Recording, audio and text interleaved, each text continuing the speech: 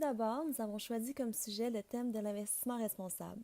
Cette vidéo mettra en lumière la pertinence de la contribution à investir dans certaines compagnies, telles que la boutique L'Escalverte située à Montréal. Ensuite, nous parlerons de ces différents types de produits d'investissement responsable que peuvent offrir les institutions financières.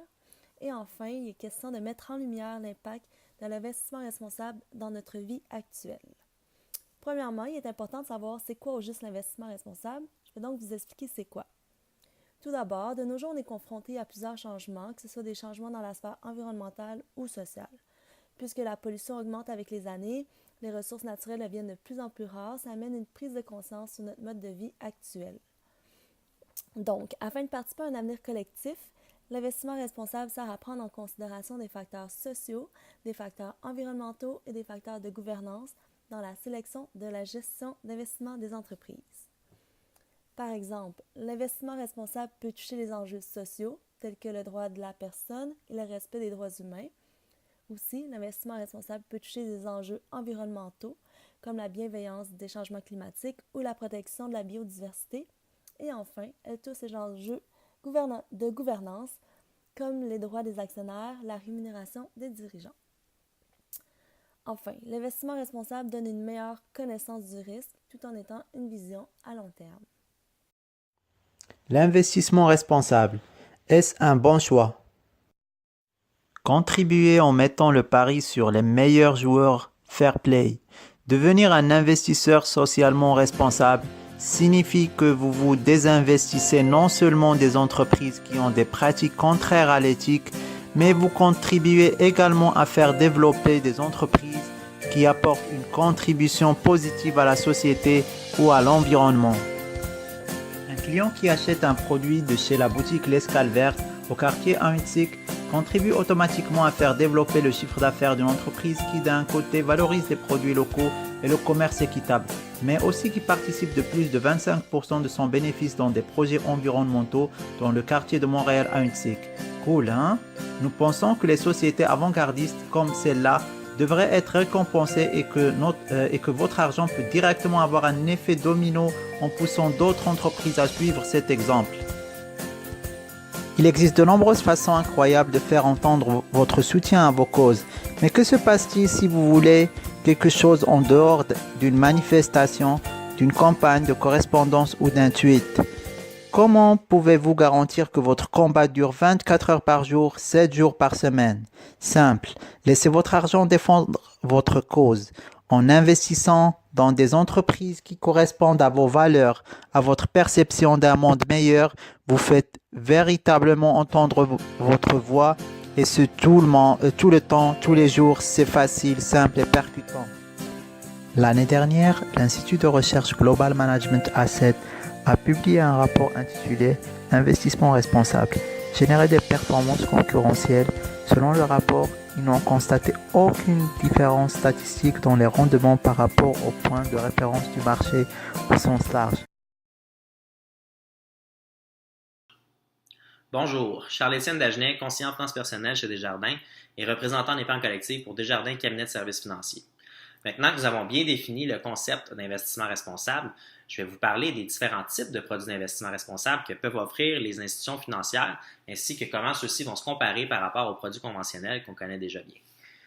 D'abord, il faut savoir qu'il y a peu d'entreprises au Québec qui vont offrir des produits d'investissement responsable. Les quelques institutions qui vont en offrir ont des approches relativement semblables par rapport à la construction des gammes de produits d'investissement responsable.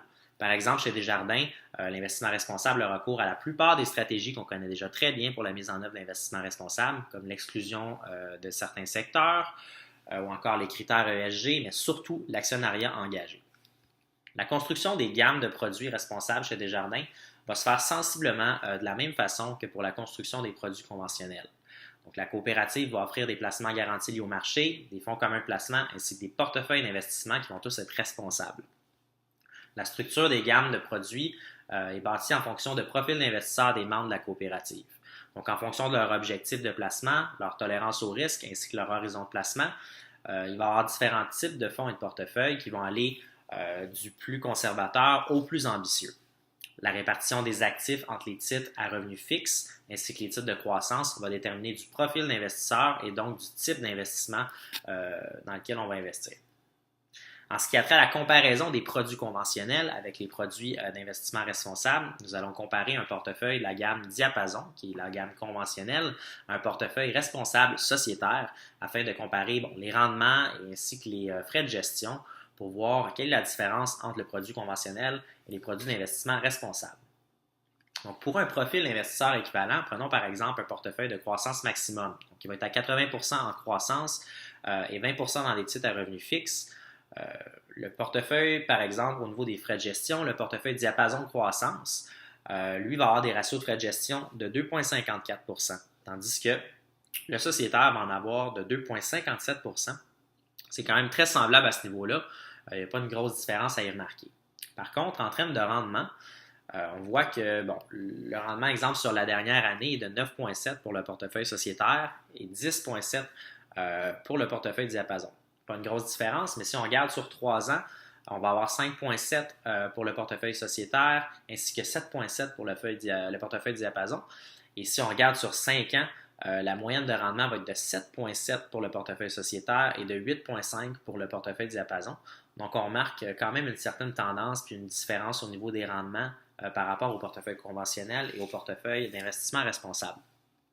Le fait est que dans certains portefeuilles diversifiés, des fois, les segments qui vont apporter un petit peu plus de rendement ou vont être des secteurs qui vont être exclus des portefeuilles d'investissement responsables ou certaines entreprises qui vont avoir une évaluation des pratiques ESG qui ne va pas correspondre aux critères ESG vont donner un bon rendement, mais vont être exclus des portefeuilles d'investissement responsables.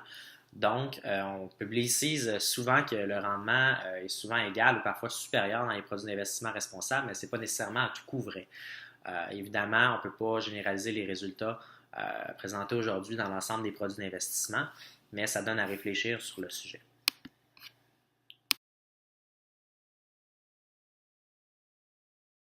Après avoir vu qu'est-ce que l'investissement responsable en profondeur et les différentes options offertes soit en magasin ou en banque telles que Desjardins, maintenant on va regarder est-ce que ça a vraiment une influence. M'avoir posé la question il y a 20 ans, j'aurais dit probablement que non. Cependant, comme tout groupe et tout changement, c'est vraiment l'effet de masse qui va prendre de l'importance dans le mouvement. Plus qu'on est, plus que personne qui pratique l'investissement responsable, plus les entreprises vont s'adapter. Dans un article que j'ai trouvé à Les Affaires, écrit par Diane Bérard, en fait, on va avoir 3 différents éléments qui ont changé au cours du temps qui nous démontrent que l'investissement responsable a une influence. Le premier, c'est vraiment l'intégration des critères de mesure de l'investissement responsable dans l'évaluation de la valeur des titres. Par exemple, en 2015, la World Federation of Exchange, ce qui représente en fait l'association de 64 bourses qui représentent plus de 45 000 sociétés, a vraiment proposé à ses membres d'inciter les entreprises à ajouter 34 indicateurs ESG, tels qu'on a vu en classe, la gestion de l'eau, ratio salaire moyen, les salaires PDG, la diversité, aux informations qui divulguent au marché. Ainsi, les actionnaires vont pouvoir vraiment se baser sur des critères semblables à tous pour choisir.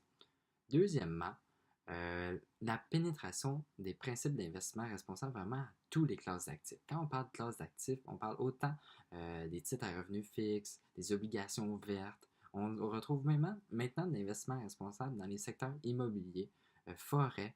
On en trouve vraiment partout. Pour la forêt, par exemple, on a Sustainable Forestry Initiative qui vont être des mises en place de pratiques responsables. Le troisième, on va avoir l'ajout de produits d'investissement à l'offre traditionnelle. Si on regarde par exemple le gestionnaire de fonds le plus important au monde qui est nommé BlackRock, en 2015, ils ont décidé de lancer une filiale nommée BlackRock Impact qui vont vraiment être dédiés à l'investissement responsable. On veut se demander aussi qu'est-ce que ça représente sur le marché de l'investissement responsable en ce moment.